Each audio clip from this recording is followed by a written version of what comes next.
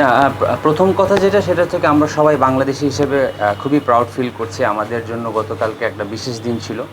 বিশেষ করে আমরা যারা ক্রিকেটের সাথে রিলেটেড আগে খেলেছি বা কাজ করছি বা আপনারাও যারা আছেন সাংবাদিকতা করছেন, আমি 100% শিওর হয়ে বলতে পারি যে সবাই খুবই খুশি হয়েছে, সবাই খুবই আবেগতাড়িত হয়েছে এবং বিশ্বাস করি এটা পুরো জাতিকে ইন্সপায়ার করেছে। ইন টার্মস অফ কীভাবে খেলবে বা কী স্ট্র্যাটেজি হওয়া উচিত, এটার জন্য টিম ম্যানেজমেন্ট আছে, ক্যাপ্টেন আছে, প্লেয়ার্সরা আছে, তারা এটা ডিসাইড করবে। আমরা সাধারণ দর্শক হিসাবে বা বাংলাদেশ টিমের সমর্থক হিসাবে যেটা আশা করি সেটা হচ্ছে বাংলাদেশ যেই ধারাবাহিকতাটা বজায় রেখে খেলছে সেই ধারাবাহিকতাটা তারা বজায় রাখবে। এবং আমরা এটা জানি যে অস্ট্রেলিয়া খুবই শক্ত একটা দল এবং তারা খুব কঠিনভাবে ফেরত আসার চেষ্টা করবে। বাট বাংলাদেশ টিম যেভাবে ক্রিকেট খেলছে এই ধারাবাহিকতা যদি বজায় রাখে, এটা তো আমরা সবসময় বলি, বিশ্বাস করি।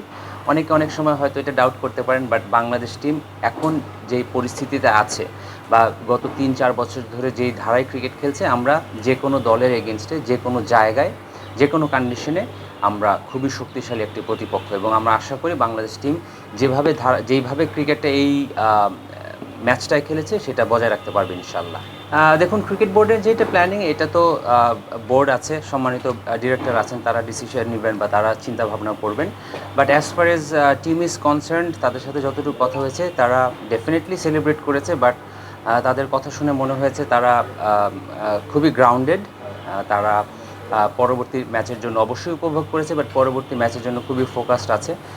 তাদের কণ্ঠস্বরে অনেক খুশি প্রকাশিত হয়েছে। তবে থাকে না যে একটা ম্যাচ জিতলাম সব শেষ হয়ে গেলো, এরকম সিচুয়েশনে নাই। দে আর ভেরি প্রফেশনালস এবং এই প্রত্যেকটা জায়গায় থেকে কিন্তু আমরা আস্তে আস্তে ইমপ্রুভ করছি। 10 বছর 15 বছর আগে একটা ম্যাচ জিতলে হয়তো এটা আমরা অনেক দিন এটা রেস্ট টেনে নিয়ে যাওয়া হতো বা আমরা ওভাবে উপভোগ করেছি। এখন প্লেয়াররা দে আর ভেরি প্রফেশনাল, সময়ের সাথে সাথে তারাও জিততে শিখছে এবং তারা জানে যে জিতার জন্য কী করা লাগবে। আশা করি তারা পরবর্তী ম্যাচটাতেও প্রফেশনালিজমটা বজায় রেখে টিম প্ল্যান অনুযায়ী খেলার চেষ্টা করবে। আমরা তো সাধারণ দর্শক, আমরা খেলা দেখব, চিয়ার করব, আর মূল কাজটা তো তারাই করে। আশা করি তারা সেই কাজটা খুব ভালো মতো করতে পারবে ইনশাল্লাহ। দেখুন, আমরা 6-এর যেই ম্যাচটা ছিল ওখানে আমরা অলমোস্ট জিতে গিয়েছিলাম। আমরা ওই দলটা ওই ম্যাচটা জিততে না পারার কষ্টটা অনেক বড় ছিল। তবে 26-এর দলটা এখন মাঝখানে 20 বছর পার হয়েছে, আমরা এখন রেগুলার টেস্ট ম্যাচ জিতছি। আমাদের প্লেয়ারদের পারফরমেন্সের গ্রাফটা উন্নতি হয়েছে, আমাদের প্লেয়ারদের দলগত পারফরমেন্সটা উন্নতি হয়েছে।